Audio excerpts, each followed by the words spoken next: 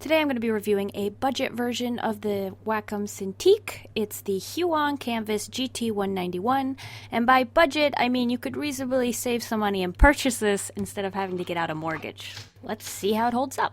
Inside the box, it is it's pretty safely secured between a bunch of foam, and actually I was surprised to see two rather sturdy pieces of MDF.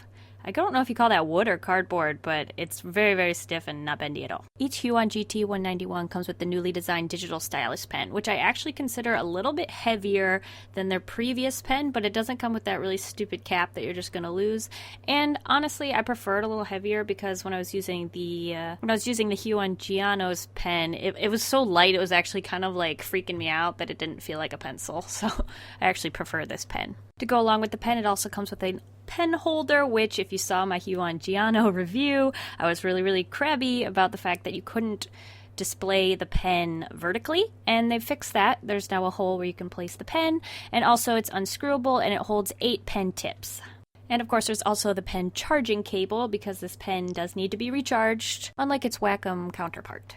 It also comes with a free HDMI cable, which was actually kind of short, so I'm probably going to buy another one just because it was a little bit difficult to get it around the computer and up onto my desk. Also in the box is the power adapter and the power cable, since the Kamvas is not wireless and you will need to plug it into a wall. And the last cable in the box is a USB cable, which connects the Kamvas to your computer so that it can receive the touch signals and draw on the screen and do all the fancy stuff, you know. Before we can actually see the Kamvas tablet, on top there is the adjustable stand, which you have to screw in, and it also comes with the 4 screws so that you can attach it, and a handy dandy little screwdriver, which I thought was actually kind of cool that it came with the screwdriver so I don't have to go looking for one.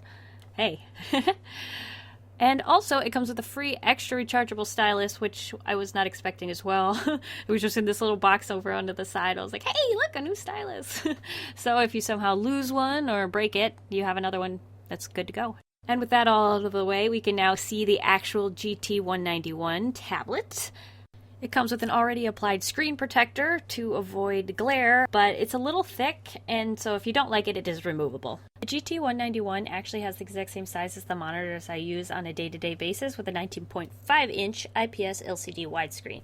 So I didn't feel that it was too big, and I didn't feel that it was too small. It just felt just right. A Goldilocks reference. My absolute favorite part of this tablet is that it has 8,192 levels of pen pressure sensitivity, which I noticed immediately when using it because my tablet that I use currently is only 2,048 levels of pen pressure sensitivity.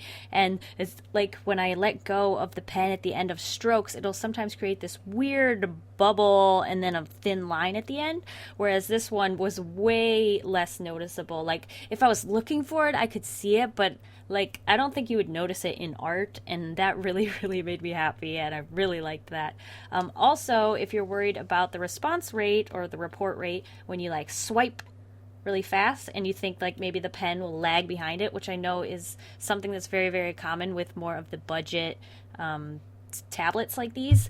This one, I didn't notice it at all. I feel like if you're really paying attention, maybe you would, or I really couldn't tell, so I was swiping all over the place, and it was really nice. It felt like I was drawing right on the screen, which is what you want. Sure, all these features are pretty cool, but it doesn't really mean much if you can't afford it. So as for the price, it does retail for $499 US, but they are doing a sort of a $50 pre-sale discount for the month of July. So up until August 1st, you can get it for $449, which I think is a pretty good deal if you can afford it, especially when you're comparing it to a $2,000 Wacom Cintiq. Holy moly. If that is still excessively out of your budget, then I would recommend you start looking at graphics tablets instead of the ones where you draw on the screen, the ones that you just place on your desk, which is what I've been using for the last 8 years, and they work just fine, and they're much more budget friendly.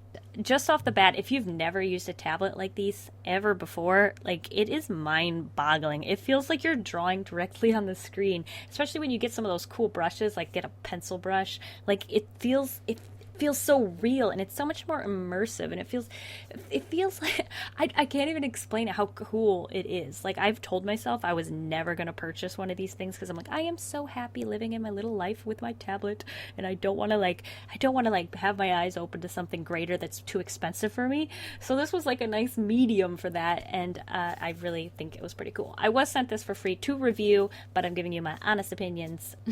Oh, also a funny little quirk. I don't think this is a problem other people will have if you've never had a tablet before, but I found that my hand was in the way.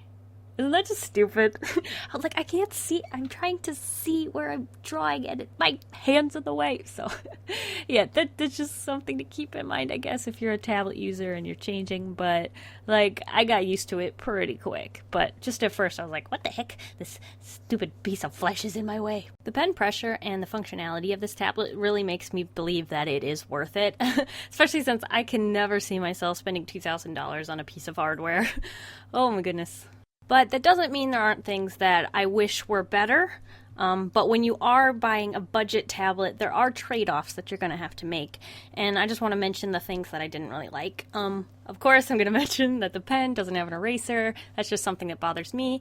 But just after using it for a while and just using keyboard shortcuts, I really didn't mind at all because I was able to put the keyboard in front of the tablet and just hit the E shortcut and use the eraser, and shortcuts are going to be your best friend. Which actually brings me to my second thing that I didn't really like about this tablet is that it didn't have the buttons like on the side. What are they? Hotkeys, I believe they'd be called. Most of the Huion tablets actually do have hotkeys, so I thought it was kind of strange that this tablet didn't have one or any of those actually. And those are basically keys where you can program them to be a shortcut. Like undo, you can set it to be Control and Z, and it would be the undo button. So I didn't have any of those, but again, because I brought the keyboard down in front of it, I didn't really have any problems, and I was able to work without that. But if you don't have room to put the keyboard in front of it, which actually can be a little bit troublesome just from the angle that you're going to be sitting to be able to use it with the keyboard in front of it, it is a little annoying, so I just thought I would mention that.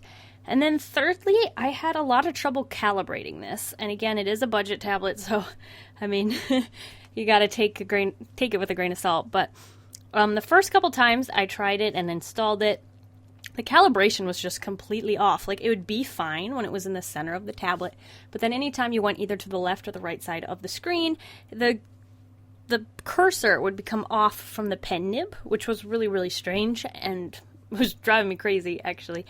And I actually even installed it on a second computer, thinking maybe, I don't know, there's something wrong with the computer, and it still wasn't working. So then I had to actually contact Huion and I'm like, what was going on? And they were trying to fix it on their end, and it like didn't make sense to them either. But then they gave me a driver, so the one that you would just download off the internet instead of the one that came with the tablet. It comes with the CD with the driver on it, and I uninstalled everything and reinstalled it with the driver from the internet, and it actually worked much better, and it felt so much better. Like, it felt like, after that, I thought, oh, this feels like a $1,200 tablet, and it was working flawlessly after that. And yeah, it was a little bit of a frustrating thing, but when you're saving, the savings they really make it worth it. But I thought I would mention that. And they say it doesn't really happen with most of their tablets, but I guess I just got the raw end of the stick. I don't know. So anyway, those are my thoughts on the Kamvas GT-191. It's a pretty great tablet. I can't lie. It like actually makes me smile. I can't explain how fun it is to draw directly on the screen. It's like you've got a Sharpie in your hand, but you don't, and it's erasable, and it's so cool. It just feels like it's the way art was meant to be made. I don't know. I still love my tablet, and it's going to be my baby, and I'm never getting rid of it unless it dies, and then I'll probably just bury it in my backyard. But this tablet, man, I can't even explain. I can't explain. It's just so much fun to use. If you're interested in purchasing one or want to do a little bit more research, I will have links in the description where you can find out more information about these tablets. Anyway, thank you guys for watching. I'll see you guys all next week, and I hope you have a delicious evening full of waffles. Bye!